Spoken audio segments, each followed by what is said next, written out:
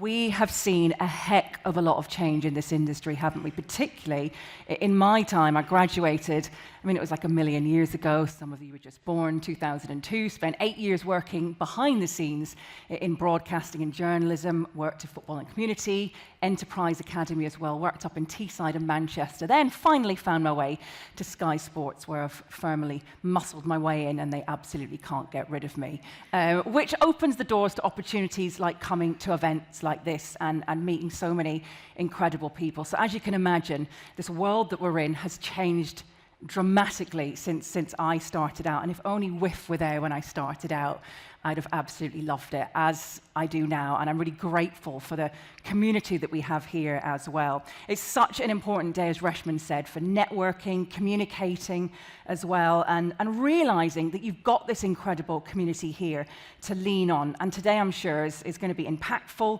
hearing from an incredible lineup of panelists and speakers. And we start our first panel today discussing lobbying for change, the recent progress which has been made, and the ongoing work. There's always work to be done, and it is ongoing, to ensure access and opportunities for all the women working in the game.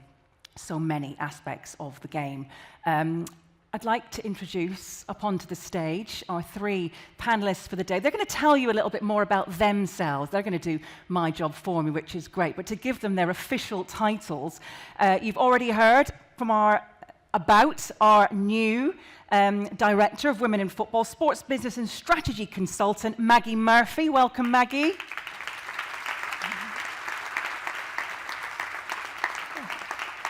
Hello.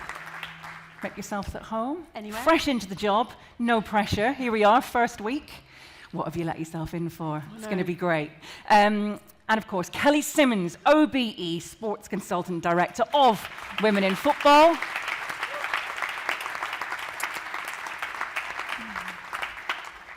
And we need our men, we need our allies. There's quite a lot of you in here as well today, which is great to see, turning up to support the women in your lives and in your careers as well.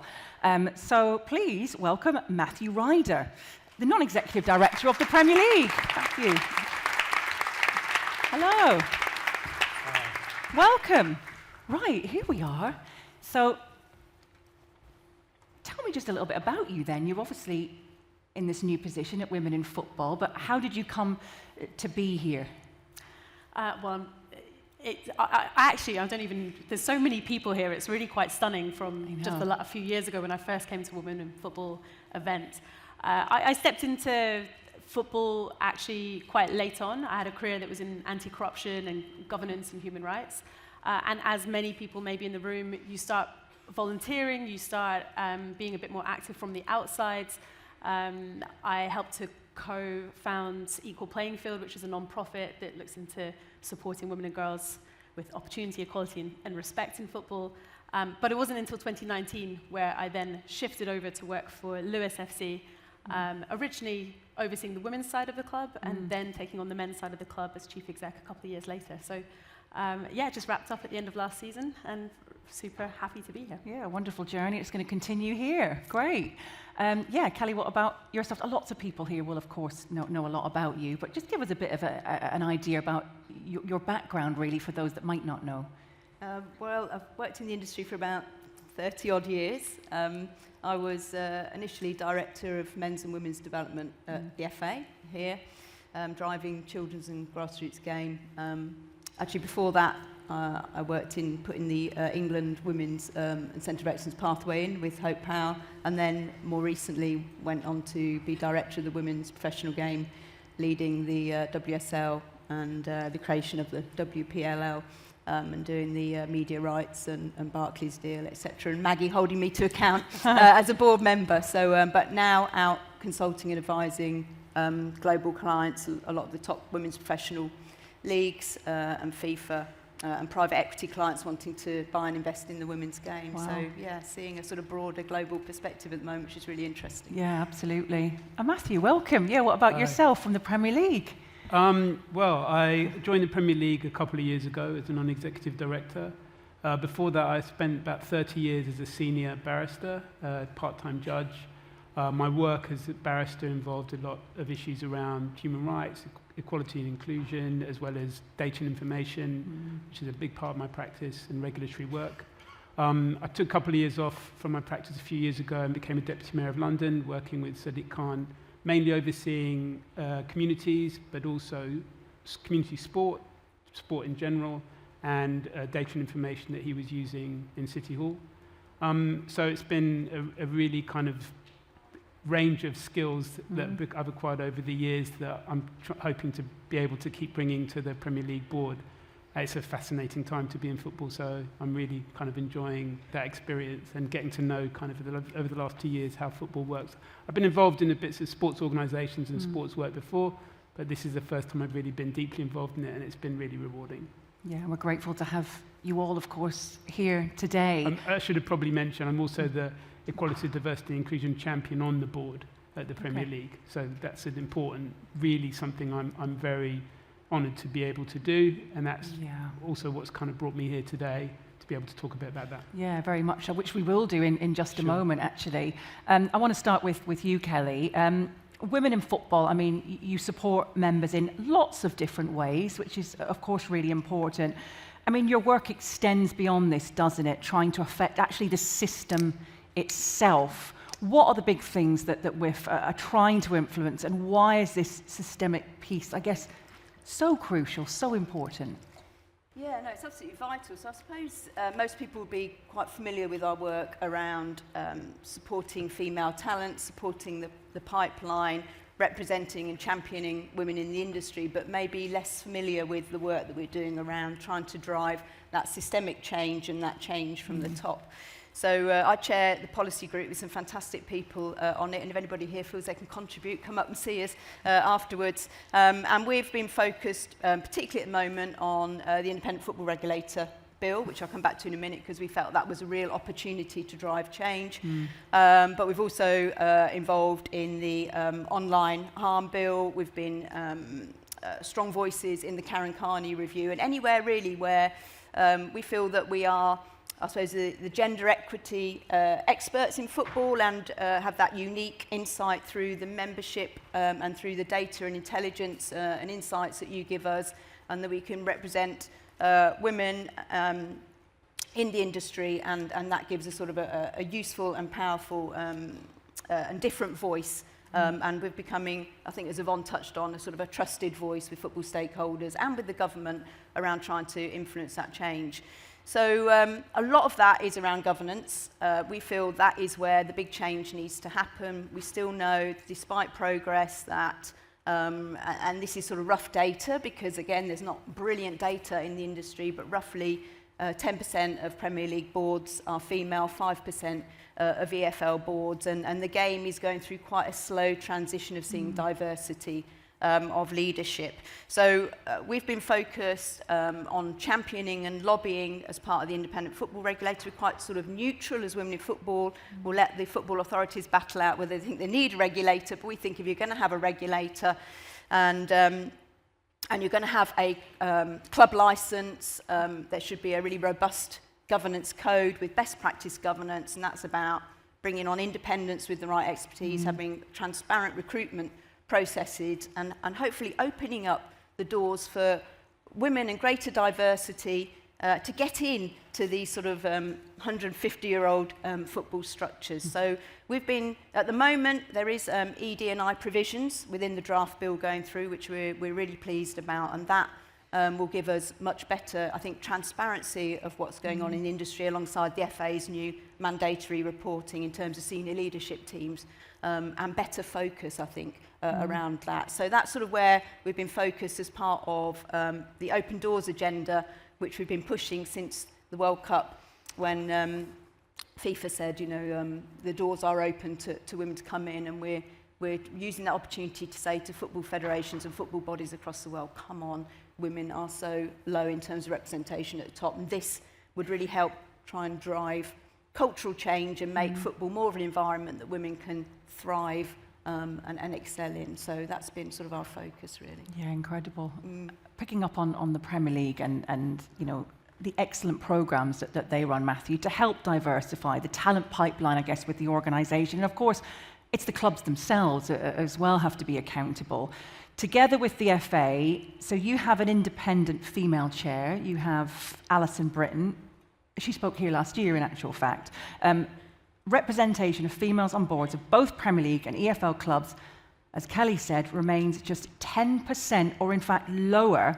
And at the ExCo level, I mean, it's variable. What do you think will help the shift the dial significantly to try and address this? Yes, it is moving in the right direction, but it's moving so slowly. Yeah, it's very hard to be dictatorial to clubs about telling them who they have to have on their boards, but there has to be a way that you shift and make progress. So you have to strike a balance between not being able to tell people this is who you must appoint, but also setting targets and emphasizing those targets repeatedly. There are some who resist targets because they feel, and part of that, and I've seen this in football, but I've seen this in other fields that I've worked in, part of the fear of a target is that there's recrimination or criticism if you don't meet your target.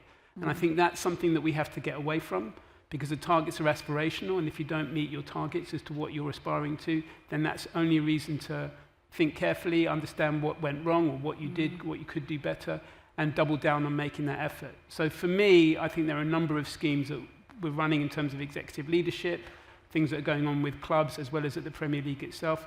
The Premier League Equality, Diversity, Inclusion Standard that's been going since 2015 really does set out a structure and 3 different levels that clubs can try and achieve, many of whom are achieving them, in order to be able to try and embed those targets and those standards and that accountability, along with independent monitoring, into the clubs, because those are the kind of things that you need. You need to set the standards, you need a structure with which to do it. Sometimes the will is there, but the institutional knowledge and the ability to take it on board while there's 100 other things going on at 100 miles an hour at any football club are quite difficult. But that's why we have those standards, to make sure they don't slip through the net, because if you take care of those things, they're not an add-on, they're things that will actually enhance your business, will make your board function better, will make you find better talent. One thing I'd probably add is that I genuinely believe that when you set standards to try and reach targets for diversity or whatever it is, it doesn't mean you lower the standard. I mean, I don't have to tell people in this room that. We all know that's a myth. What it does is it forces you to look harder for the talent that's out there. And by looking harder for that talent, you end up with going for a higher quality and people who can really meet that standard. I think there are clubs across the league, some of whom have women at senior levels in their leadership or even at board level, who have gone out there looking to diversify their boards, and by doing so have found the highest quality they could get, people who they might not otherwise have thought of, brought them to the boards and benefited from that. So I do think it needs a combination of will, it needs a combination of encouragement, and it needs a repeated emphasis over time to comply with the structure. And we hope with the Premier League Equality, Diversity and Inclusion Standard that we can do that. We've actually embedded the same standard to the Premier League itself. So we apply the standard in our own workplace, and they are aspirational targets. You know, we've got an aspiration 2031 of 50% women within the organisation, 30% people from underrepresented minorities. We are on our way to reaching those targets. Those aren't gentle targets, or those aren't easy targets. Those are important, high standards we're setting ourselves. And at the moment, we're looking like we're on the right track to reaching them. Executive level, it's harder. At board level, I'm really, really proud of being part of an organisation that reflects diversity in the way it does at a board level. To have Alison, my Fifield, who's a co-director, myself and Dharmesh Mystery on the board, it's a really impressive indication of what you do if you search for the talent, myself excluded, of course. You search for the talent and you find it, you end up with a diverse board that has a lot of talent and makes decisions from a broad breadth of knowledge. Yeah. Can I just add one other thing? Yeah, I've spoken for a little bit. There's one other thing I would like to say, that just in terms of an experience, what it's like when I joined the Premier League. So I don't know how many of you have walked into Premier League, but when you walk into the building, it's now a very modern, open plan, and it feels almost like a tech company slightly, just a modern feel to it, in a really good way.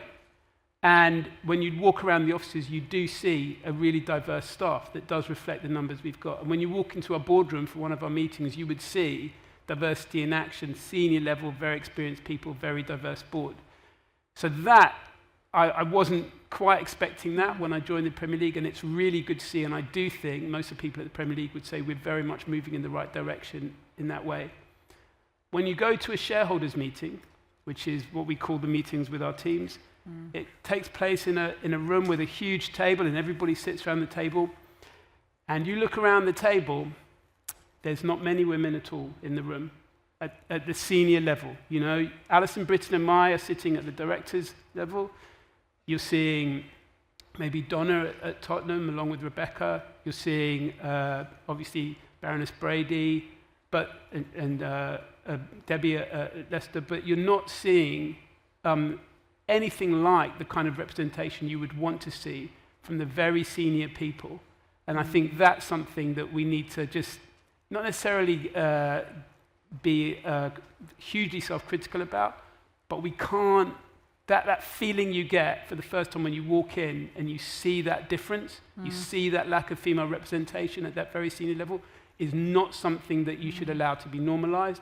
It's something we've got to constantly be aware of and monitoring. Yeah, on that, and as you mentioned, you have to just search harder. You have to maybe look further. What do you feel about that, Maggie, in terms of when you look at, I don't know, legislation, you've got maybe quotas that you could bring in. What do you believe, do you think maybe is the biggest catalyst for trying to increase, you know, female representation at the very senior level? I think ultimately there's a mix of methods and a mix of styles you need in order to make progress. So if you think about styles, yes, there's lots of work that's obviously going on behind closed doors that people don't always know about it. And you need that, but you also do need people on the outside that are noticing when things are not quite so diverse and maybe using social media to call things out. It's almost like a pincer movement, and I think there is a place for all. That means that both communities might actually get frustrated with each other because the ones that are shouting on the outside don't know about the hard work going on behind closed doors, and the people in closed doors are building relationships and then trying to protect from the criticism that might be coming from the outside. But I think that mix of styles is actually really important, and all of us have a role to play, and it might be the individuals on the one hand, on a Monday might be doing the inside side of things, but on a Tuesday might be doing something on the outside. And I do feel like that mix of styles is important for making progress. In terms of the mix of methods, that's the same as well. You need the legislative change, you need the standards, you need the policies and the processes, because undoubtedly there are some entities, there are some clubs, there are some organizations that will drop to the lowest common standard. They will not have the energy, enthusiasm, or knowledge or incentives as yet to want to go above and beyond. So they will probably drop to the lowest common standard, which means that is super, super important to have in place. I think also every club, every organization goes through a process of change. So what might be appropriate for someone right now, for a club that's just trying to figure out what to do right now, is not going to be appropriate for them in a few years' time. So there's also acknowledging where people are on a journey. So like something like quota, you only have a quota in order to get rid of it. That's the whole point of a quota. You establish a quota because there's nothing there. You get to the point where the quota now feels meaningless because you're either above it or it just feels funny that it's there, so then you get rid of it. And I think understanding that that's why you might have those types of policies in place is really important, again, for everyone to understand it's a process piece. So I think those are probably the key areas. For anyone that is in a position where they are trying to figure out what is the first step, where do you go next?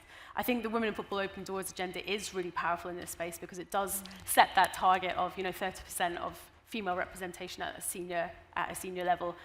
It also talks about really open and transparent recruitment processes. And I think the football industry is way behind that compared to other sectors. I think recruitment is quite shadowy, and I think that there's a lot of conversations that happen behind closed doors as opposed to just very clear, transparent, open processes.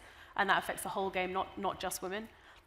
So I think there's probably some elements that people can draw out from that are going to be helpful to the overall growth and becoming a lot more representative of the people that football ultimately serves. Yeah, absolutely. Kelly, shifting the dial in the men's game, as we know, it has been very slow. We know there's a lot more to do there. How does this translate to the women's game, both here in the UK and globally? Yeah, I think without doubt, the women's game is opening up across the world a massive, a new part of a already huge industry to women and men.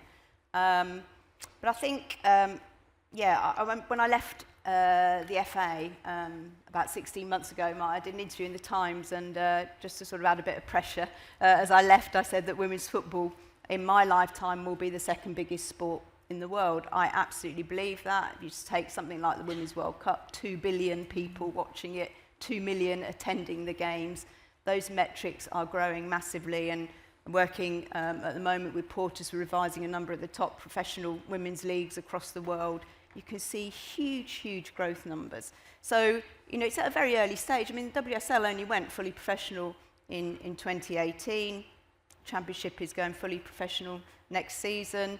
A number of the top leagues, you think of the top leagues across the world, are still a bit hybrid, semi-professional, still haven't really got kind of the resources and investment to sort of help transform it. So I think it's on a massive growth trajectory. But I think what has been, with all of that, you'd think, well, I personally thought that maybe as the women's game's growing so much, there would be greater change, quicker change in terms of both women coming through at the top of the industry and women's football representatives coming through in senior levels at the top of the industry, in clubs and in the key football organisations. I think that's been slow, and I think that's holding back the women's game because there's not enough senior level brain power on the women's game and a start-up mentality of the professional women's game to really sort of drive it forward. Why do I think that? I think it's because a lot of women's football is embedded within structures that have had 150 years of men's football, and you're trying to sort of break in and change the culture and get focus on the women's game when there's this enormous multi-billion men's industry sort of alongside it. But there is great practice. You look at Arsenal, it's not a coincidence that Arsenal are leading the way in building the fan base and driving attendances. You only have to look at, you know, feel the culture as you walk in the club, the number of women in senior leadership, the male allies that are helping from the top drive the women's game. You can feel it at Brighton with Paul's leadership. They've been very intentional about having an independent non-exec representing women's football on the board. They've got a director for women's football, they've got a board sub, they've got proper oversight. They're thinking through really intentionally about how they build the product on and off the pitch. And I think what we need is that good practice to become common practice across the industry. So I think there's still a lot of work to do around being quite sort of intentional about how we sort of grow and drive the women's game and get women through. And one of the things that we've been pushing for in the policy group is through the Karen Carney review, we were pushing very much to include that the game needs a joined-up workforce strategy. As the women's game grows into this massive, what's going to be the second biggest sport in the world, I believe, it needs to make sure we've got the right workforce ready, including women, men and women, but including women. I get calls all the time, do you know a sporting director? Can you help me with a technical director? Can you help me with this? What are we doing to produce, or, you know, being really clear about what we need as the game grows and producing it. So I think sort of lots still to do in that space, and we're sort of pushing for that. Yeah, absolutely. I want to pick up on the male allyship that you mentioned there. Quite often, I'm sure all three of us have been in a room like this, just full of men, and it can be quite intimidating. As a man, you're in a room pretty much full of women, hopefully. Not that intimidating, but it's really important to have people like yourself at that board level as an ally. But we can have allies anywhere and everywhere, in every walk of life, really, but particularly in sport and football, in both the men's and women's games. How much importance should we be placing on that, and how do you feel about it?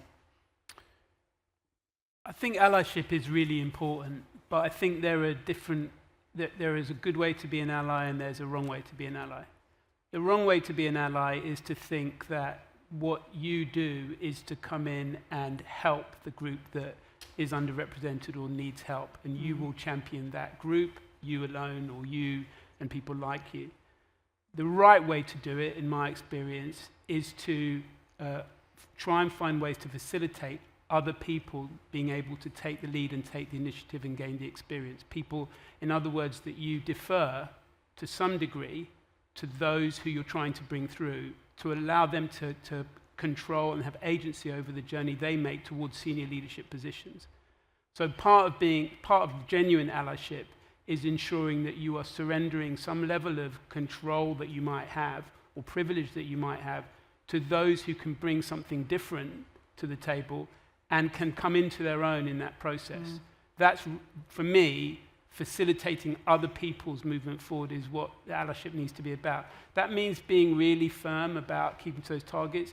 If you want to find the next Karen Brady, or you want to find the next Susan Whelan, or you want to find the next whoever it is, you know, Alison Britton on the book, if you want to find those people, you have to allow the excellence to be able to take control of its own journey. And that, for me, that's what's important about allyship. I think also, you know, one of the things that's most amazing about football is that there's something magical in this industry that's different from other industries. Diversity and making sure you allow people the opportunities is important in every industry, legal profession, politics, whatever. But football is a bit different. There's something magical about football, especially in this country. We are the creators and the co-owners and the custodians of something really, really special that every single person in the country feels very engaged with. Black, white, Asian, male, female, gay, straight, everybody understands what's magical about football. And therefore, to not allow everybody to have their own share in controlling how they engage with the game and how the game engages with them is just not appropriate. You have to allow everybody the important influence and power over that game. And that's got to guide your allyship rather than saying, I know best, I can help everybody and I can dictate for everybody. That's not genuine allyship. Yeah, brilliant. Good advice. Ears open. Thank you. Maggie, I want to ask you really, what advice would you give to many of the women in here today who might fear about speaking out or challenging the status quo, I guess, when they need to? I think it's actually a really difficult question, and it depends on the circumstances, depends on the people, and obviously on the issue. Many years ago, I remember there being an issue around integrity in a workplace that I was in that I was not at all comfortable with. And I asked some friends and family for some advice. And I remember a male friend and then my dad both said to me, you've got to stick to your values, you've got to go socket to them, stand up, tell them it's not right, do this, do that. And I was like, okay, yeah, that would stick to my values. And then I spoke to a couple of female friends and they were like, protect yourself, be careful, don't, just whatever you do, make sure that you protect yourself. And it was so stark. And it's really stuck with me, and I do think that it would be disingenuous for me to stand up here and say, you've got to go and fight and make sure that, take it, and you've got to stand on this hill and die on it, because actually I think that there are repercussions for people. I think in the Women in Football survey last year, I think there was a stat around 60% of the women that reported gender-based discrimination at the workplace, nothing was done, and that rose to 80% of women from other backgrounds, from underrepresented backgrounds. And so I think that shows that there is a lot of, it's not just bravery that's required to go and challenge something, but there is actually personal risk. And so the only advice that I would really give is to make sure you've got good people around you, good allies that can give advice and support, and maybe just check what you're saying and make sure that you're documenting things as well. Because I think I think I'd love all of us to go in on a Monday morning and be brave and sock it to them, thanks Dad. But actually, you might just need to be a bit more careful and make sure that there's a good policy and a process in place. So maybe one takeaway from this room would be, before it gets to that point, maybe everyone in this room can go back and check in with their HR department. What is the process if someone was to raise a complaint? It might not be for me, and it would be a great thing for male allies maybe in the room. There's an action point. Like, just go and check, is there a process? What would happen? Would people be protected? Would they be heard? How would that work? And maybe do that before it becomes an issue instead of afterwards when someone's putting themselves at risk. Yeah, absolutely great advice. And actually that's what Women in Football is for as well. They're here as an organisation you can go to and its members and use other people as your sounding board, get that advice, get that help. I've had colleagues who sought legal help through Women in Football, and just that advice. You might not want to go to a colleague and divulge some information. You might not feel comfortable, as you mentioned, going to somebody higher up than you, but don't keep it to yourself. Get that help. Speak to parents and family, as Maggie's just said there, but sometimes it's the people that know your industry, that know best and can really understand that situation. I want to pick up on some of those points you've made with regards to some of the stats and maybe come at Matthew with this one. We obviously often talk about culture of football not being one which consistently enables women to thrive. 89% of women reported experiencing discrimination at work, and of those who did, 60%, as Maggie mentioned, said no action was taken.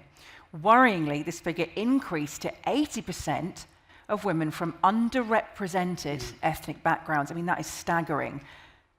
It surprised me. Did it surprise you, Matthew? And I guess what can organisations like the Premier League do to change this, and what are the Premier League doing specifically to address this?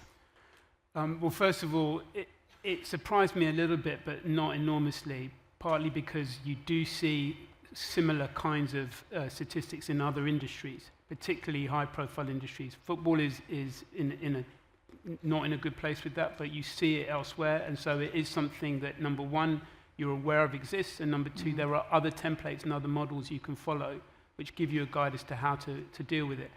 At the Premier League, there's a few things we're doing. One, the Premier League Equality, Diversity, Inclusion Standard, PLEDIS we call it, that standard does set out a very firm and clear structure for how you would report discrimination, and to make sure that it's embedded within the organisation and normalised as something that everybody understands is there. It's not some exceptional route you have to take that's when the burden is on you to suddenly have to find out how you go through this process. It's normalised for all staff to understand as soon as you see something like this.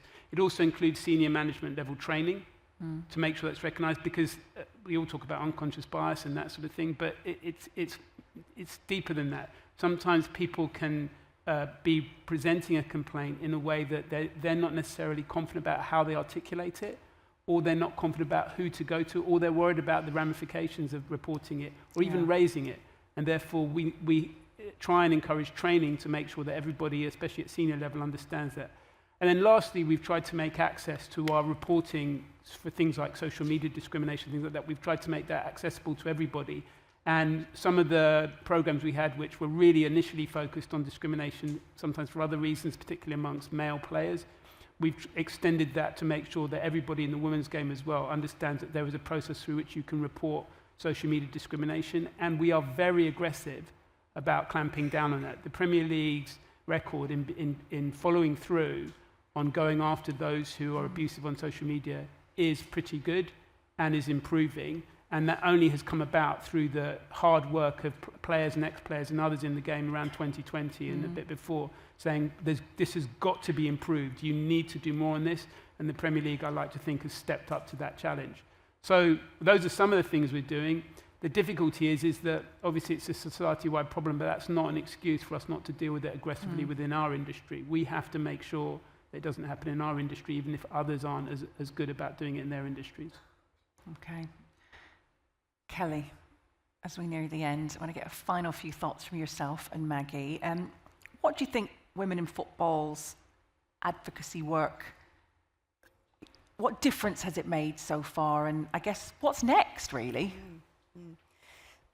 Just before I get to that, I thought that last bit was really interesting. I do kind of wonder if the game needs an independent reporting line. One of my last jobs before I left the WSL was an independent reporting line and whistleblowing for players and staff in the women's game, and I do kind of wonder. Obviously, members can come to WIF or join WIF and come to WIF as well. But I do wonder whether the industry needs to do more that to could be protect one of the women. That could be one of the what's next. I flagged that actually with the FA quite recently. So I think one for the industry to think about. I think.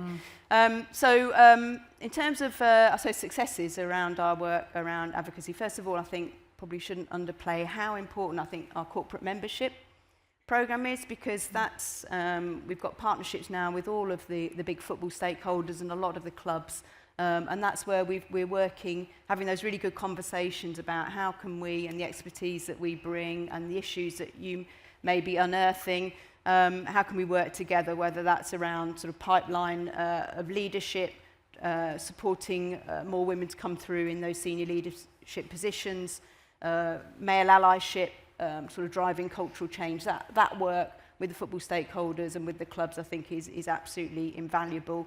Of course, I think we've touched on already the work we've been doing to lobby around the new independent football regulator, and fingers crossed those ED&I provisions remain as the bill goes through, and that alongside sort of pushing the football authorities and the FA, hats off to the FA for picking up mandatory reporting. We're finally going to get the answer to the question that we're always asking on the board, and Yvonne's always asking. It's kind of like, how do you know you're winning? And you don't know if you're winning if you can't see the data and what's changing in terms of women in the industry. So hopefully our sort of lobbying bears fruit around that.